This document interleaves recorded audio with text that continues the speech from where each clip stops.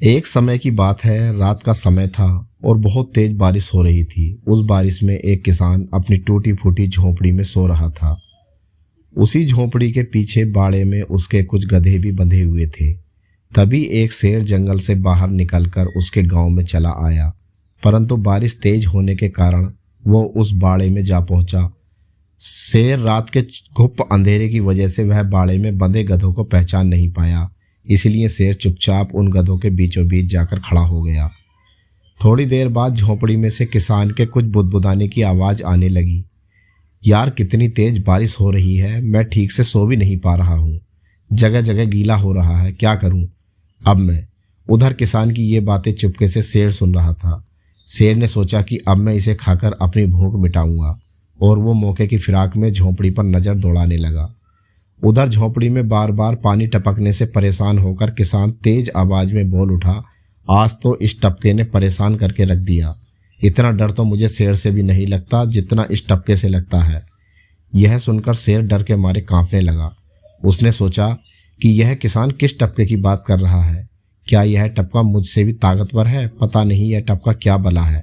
शायद यह टपका मुझसे भी ज़्यादा ताकतवर होगा, तभी तो किसान ऐसा कह रहा है। नहीं नहीं, अब मुझे यहाँ से चले जाना चाहिए। अब मैं यहाँ बिल्कुल भी नहीं रुकूंगा। तभी बारिश से परेशान होकर किसान गांव में अपने दूसरे घर की ओर जाने लगा, और वह बाड़े में आकर शेर को गधा समझकर उस पर जा बैठा। ऐसा करते ही शेर बिल्कुल घबरा गया, क्योंकि शेर ने सोचा कि शायद वो टपका अब तो मेरी पीठ पर ही आकर बैठ गया है। अब तो मेरी खैर नहीं। लगता है ये टपका अब मुझे जिंदा नहीं छोड़ेगा। तभी किसान ने उसके दोनों कान जोर से मरोड़े ताकि वो चल पड़े। अब तो शेर बहुत डर गया। उसने सोचा कि अब तो मौत बिल्कुल निश्चित है। इस टपके ने तो अब अपना असली रूप दिखाना शुरू कर दिया है, लेकिन अब क्या किया जा सकता है। बस चुपचाप मुंह बंद कर रखकर भागो। किसान ने शेर के दोनों कान और तेजी से मरोड़े तो शेर और तेजी से दौड़ने लगा, और दौड़ते दौड़ते पूरी रात हो गई और गांव तक पहुंचते पहुंचते सुबह होने लगी। तभी गांव के कुछ लोगों ने शेर पर बैठकर जा रहे उस आदमी को देखा, और वह कहने लगे, अरे देखो देखो, यह शेर पर बैठा हुआ है। परंतु आज यह शेर पर कैसे बैठा हुआ है। गांव के उन आदमियों ने उस किसान को पहचान लिया था, परंतु शेर उनकी बातों को समझ नहीं पाया। उसने तो यही सोचा कि यह जो टपका है, इसके बारे में यह गांव वाले पहले से ही जानते हैं, लेकिन मैं इससे कैसे बचूं। मैं तो इसके डर के मारे गांव वालों से कुछ कह भी नहीं सकता, और यदि मैंने ऐसा किया तो यह मुझे जिंदा नहीं छोड़ेगा। और वह चुपचाप चलता जा रहा था। आगे चलकर कुछ गांव वाले फिर मिले और उसे देखकर कहने लगे, यह देखो, यह आज तो शेर पर बैठकर जा रहा है। शेर पर बैठे उस किसान ने सोचा कि यह लोग क्या कह रहे हैं, यह तो एक गधा है और यह इसे शेर कह रहे हैं। फिर उसने सोचा कि जब सब लोग ऐसा कह रहे हैं तो हो सकता है ये वास्तव में शेर ही हो। उसने जब शेर की ओर देखा तो किसान के होश उड़ गए और किसान डर के मारे कांपने लगा। अरे यह क्या, यह तो सच में एक शेर ही है। अब मैं क्या करूं, कैसे बचूं इससे, यह तो मुझे जिंदा ही खा जाएगा। इसलिए किसान ने हिलना भी बिल्कुल बंद कर दिया। उधर शेर चलता ही जा रहा था। उसके अंदर का डर अब और ज़्यादा बढ़ता जा रहा था। उसने सोचा कि यह टपका अभी भी मेरा पीछा नहीं छोड़ रहा है, मेरा तो आज मरना निश्चित है। और उधर वह किसान उस शेर से पीछा छुड़ाने की तरकीब सोचने लगा। गांव गुजर जाने पर अब वह शेर जंगल की ओर जाने लगा। तभी किसान ने आगे रास्ते में एक बड़ा सा बरगद का पेड़ देखा, और जैसे ही वह शेर उस बरगद के पेड़ के नीचे से गुजरने लगा तो उस किसान ने अपने दोनों हाथों से बरगद की लटकती हुई जड़ें पकड़ लीं और पेड़ पर चढ़ गया। इधर जैसे ही वह किसान उस पेड़ पर चढ़ा तो शेर की जान में जान आ गई, क्योंकि अब दुश्मन ने उसे छोड़ दिया था। अब शेर सोचने लगा, अरे अब तो टपका इसी पेड़ पर रुक गया है, अब जल्दी से भाग लेते हैं यहाँ से, नहीं तो पता नहीं यह टपका मेरा क्या हाल करेगा। लगता है यह टपका इसी पेड़ पर रहता है, तभी तो इतनी देर तक मुझ पर बैठकर सवारी करता रहा। चलो, जो हुआ अच्छा हुआ, अब भाग लेते हैं यहाँ से। अब मैं फिर कभी भी इस पेड़ के पास नहीं लौटूंगा। उधर वह किसान शेर के जाने के बाद पेड़ से नीचे उतरकर अपने गांव की ओर चल दिया। जब गांव के लोगों ने उसे देखा तो कहने लगे, अरे आज तो तुम शेर पर बैठकर जा रहे थे, अरे तुम शेर की सवारी कर रहे थे, तुम तो बहुत बहादुर हो। यह सुनकर किसान अपने मन में इतराने लगा और अकड़ में बोला, हाँ, शेर क्या चीज़ है, इनको तो मैं जब चाहूँ अपने बस में कर सकता हूँ। मैं शेर से नहीं डरता। तभी गांव वालों ने कहा, देखो, यह तो शेर से भी नहीं डरता, कितना निडर आदमी है।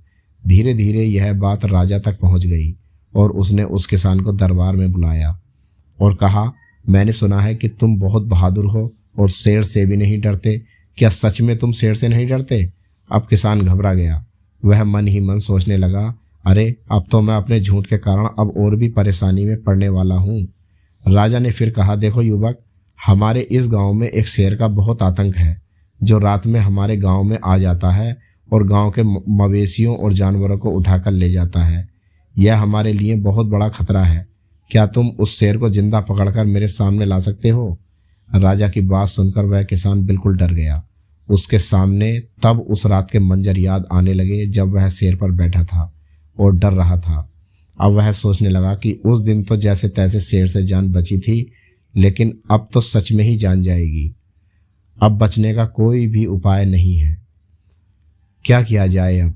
लेकिन फिर भी सबके सामने उसने राजा का यह निमंत्रण स्वीकार कर लिया और राजा की बात मान ली।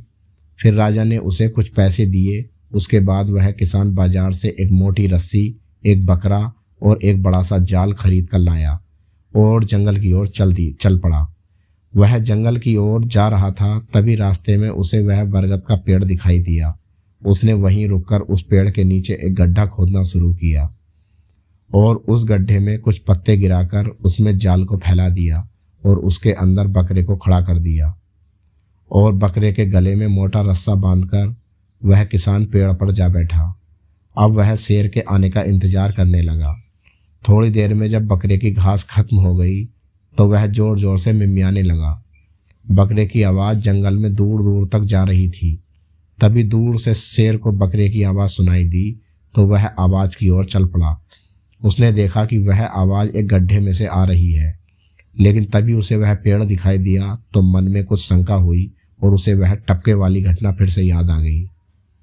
लेकिन इस बार भूख के कारण शेर क्या करता? उसने सोचा, चलो एक बार चलकर देख ही लिया जाए, आखिर शिकार भी तो करना है। और जैसे ही वह शेर के पेड़ के पास आया तो वह शेर ने बकरे को देखकर उस गड्ढे में छलांग लगा दी।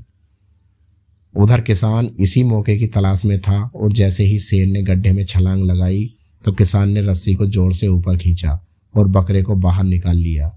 शेर अब जाल में फंस चुका था।